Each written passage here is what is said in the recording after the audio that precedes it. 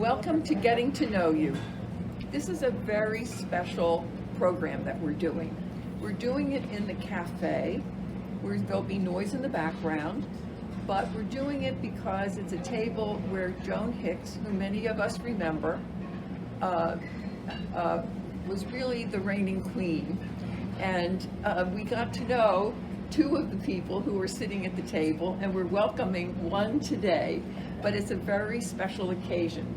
You will see I have three women sitting here at the table with me.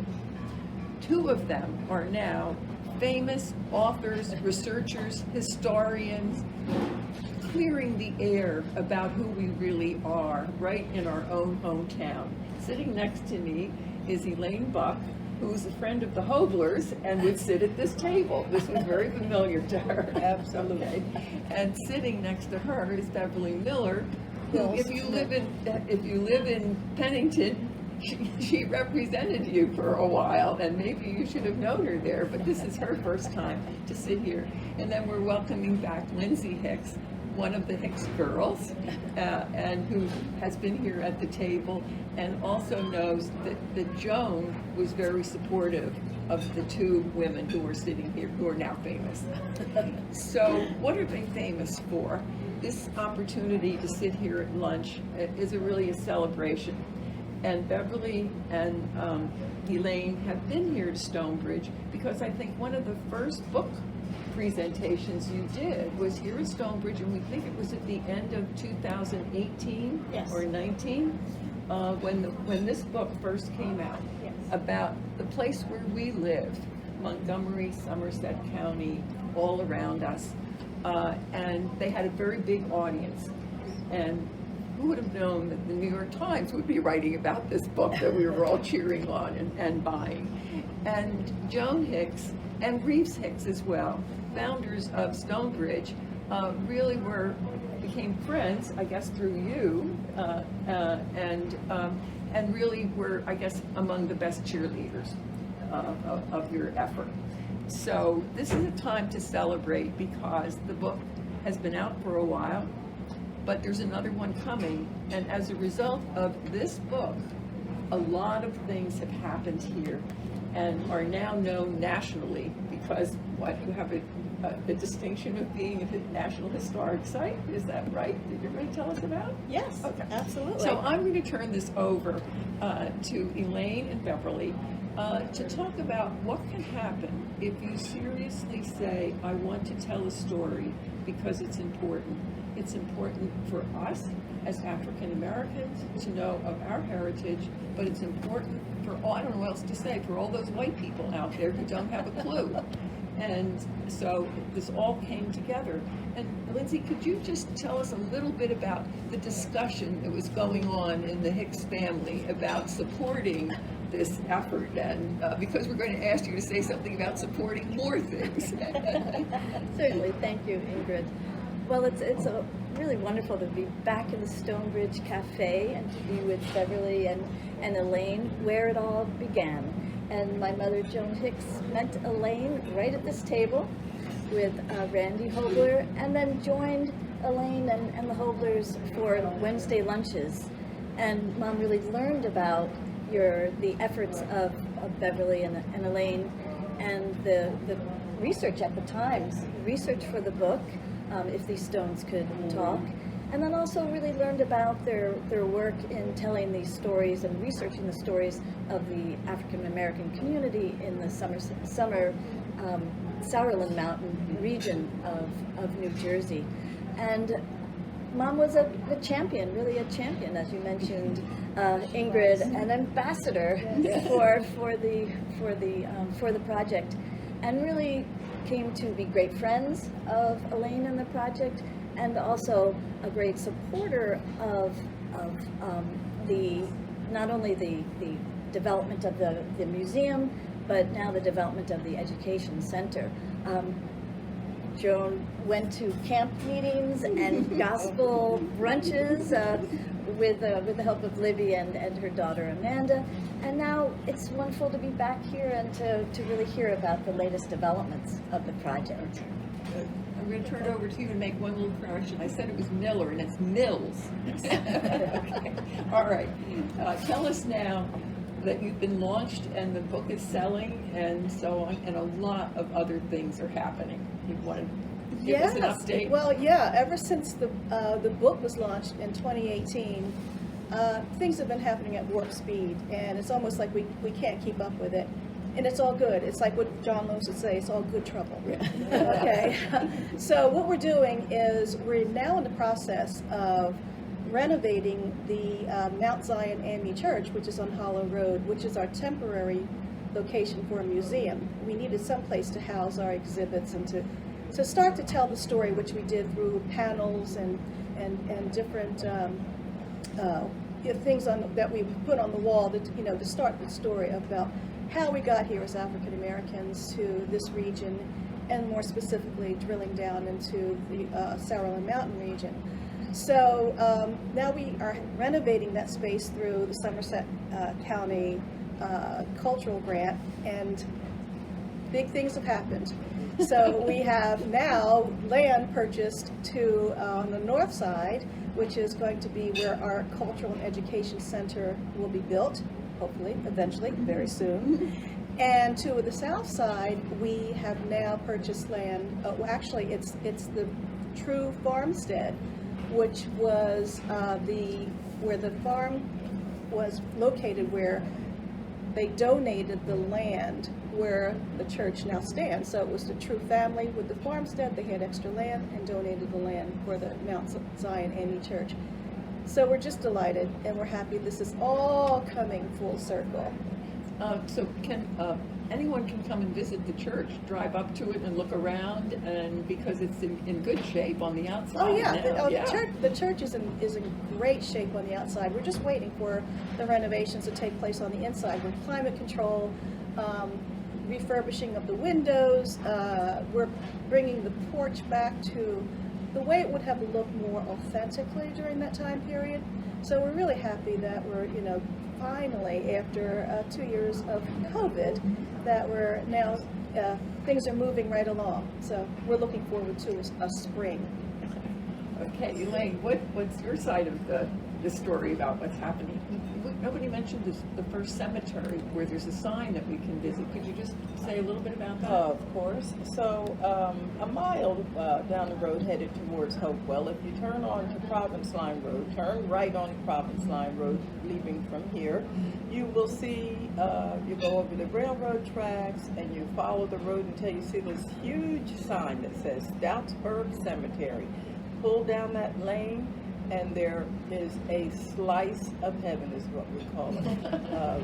We really are so proud that it's an African American cemetery. We don't know how old it is. We know it's over 200 years old, and there's an old part that the old timers have told us, no, this is the new section. The old part is over behind where the cemetery actually, where you can see the stones.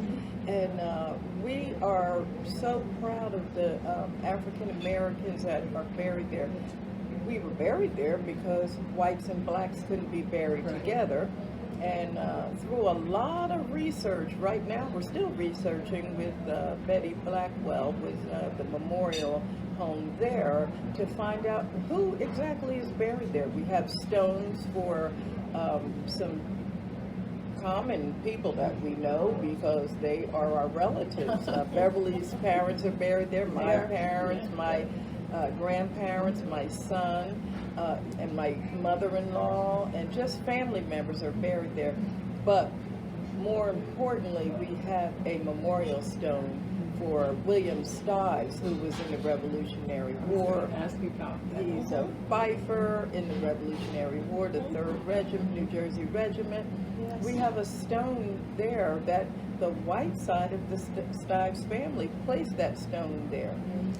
He was an African American, and we also have about 10 to 12 known gravestones for the Civil War veterans, and they fought in the 127th, the 45th, the 29th.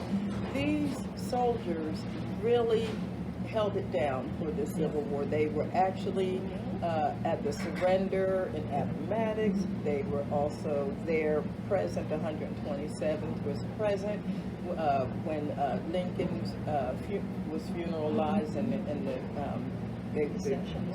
they went through the area, and so they were there holding it down there.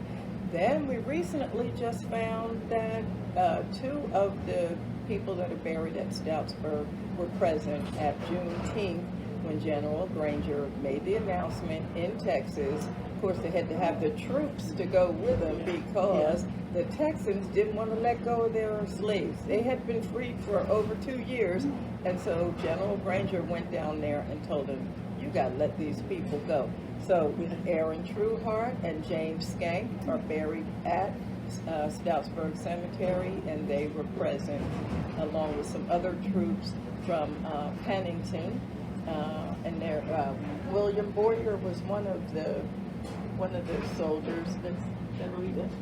I think it might have been George Montgomery. I'm not sure, but I know. Well, William Boyer was there also. Yeah, William Boyer was, we have, the Pennington African Cemetery also has United States colored troops buried there. So for both cemeteries, these men were regular, ordinary African American men living in their communities who felt compelled to fight on behalf of the Union, and they did. And they once it was Congress passed that black men were able to fight in the Civil War, they did not hesitate, and they enlisted, and they went and volunteered. New Jersey did not have a training ground for black troops, so some went to Connecticut, some went to Rhode Island, and most of them went to Camp William Penn, which is right outside of Philadelphia. So that's where the majority of these black men trained, and then after they served their time, after the Civil War, they came back, farmed, did whatever Right they here did. to the Sourlands. Right back to the Sourland Mountains. Well, that gives me a chance to hold up another publication I will find, because I think this really represents on paper what's happened, because you were talking about the cemetery, and now we have a Stoutsburg Sourland African American Museum, but it's a big organization, and you're only on the advisory board. There are all kinds of other people running it now. Yeah, well, my husband is the president. Yes, I well, don't want to forget John. And for the last now, maybe we should go back and let everyone know that we have been doing this now for 16 years. And Even though the book has only been out for 6. Exactly. So there's been so much that's been going on. So while we were writing the book, that we knew that we wanted to start a museum, which we did in the Mount Zion AME Church, but it's a very small church, and we knew that our plan was to have a cultural and educational center that would be a lecture hall, would house our exhibits, would house offices if necessary. So Environmental, yeah, all kinds of educational yeah, all programs. kinds of lovely landscape around, with indigenous plants and peach trees. Well, you have an executive director. We do. We have an executive And director. then, I think it was in the Montgomery News, there's now a map of Black history sites. You must have had something to do with that. Well, Yes. so we just don't want to forget that we are along with the Sourland Conservancy. This is why it's called Stoutsburg Sourland African American Museum.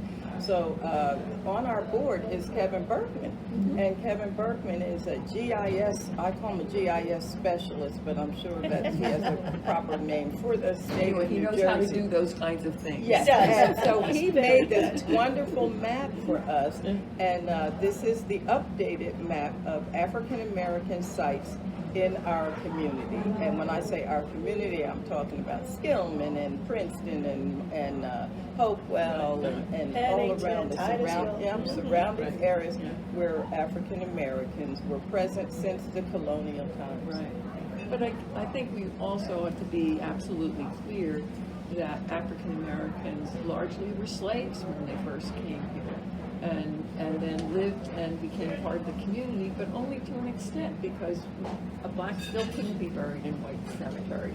So this is a story really of black history, but also of white history. And It's American history. and Yes, it's it our is. history. Yes. So it's been a real adventure learning about this. And I'm going to turn to Lindsay, because I know, to be absolutely honest, I know that Joan and Reeves financially supported the efforts to get them started. And here's just a little list of all of the people who have given support. And I think it takes that kind of community to also make your work come alive. So do you want to make a pitch? I do. I am so excited to be back at the place where Joan met Elaine and learned about Elaine and Beverly's work, and was happy to support you and support the project and the efforts. And we want to reintroduce you to the Stonebridge community and reach out and make the pitch for all of you to learn more about the project and to support it also, because it's an incredible, it's a really untold story that is now being told thanks to Elaine and Beverly and all the efforts of the project. And people know that I'm very concerned about public service and our own government supporting things, and I think it's really great to see how much support you've gotten from various New Jersey programs and national programs that recognize how important it is to have living history. And you can't do it if there isn't somebody that has lit the spark and told us it was important, which is what I think the two of you have done in your own lives, but in all of our lives. So we're really very grateful, and we're glad to be here and remembering Joni, and well, as you did at the memorial service for her. So that was really great to have you all involved. But thank you for coming and telling the story. Thank you. And we hope to hear more. And giving the explorers that we have here, I think the people will be out looking at what's been happening. And for those who haven't gone to the cemetery or to the church, it's easy just to go yourself and explore a little bit, right? Absolutely. You certainly are welcome. Well, we hope you come back and do an introduction to your second book, Yes. that'll be the last thing we're going to say now. Tell us, that's going to be coming out soon, and what is it called? Our second book is called Harmony and Hostility, A View from Sourland Mountain. And it's sort of in 25 words or less. What are you going to be covering? Well, this is a book that's doing a deeper dive from our first book, If These Stones Could Talk. And we're talking about the building of black and white communities in this region, and how we needed each other in order to build these communities, and how they formed, and how some things worked and how some things did not work. So we'll leave it at that. It's a cliffhanger. All right. We'll welcome you back. And so that's getting to know you, a whole lot of things today. But basically, we're here at Stonebridge, and we're glad that we could welcome Elaine and Beverly.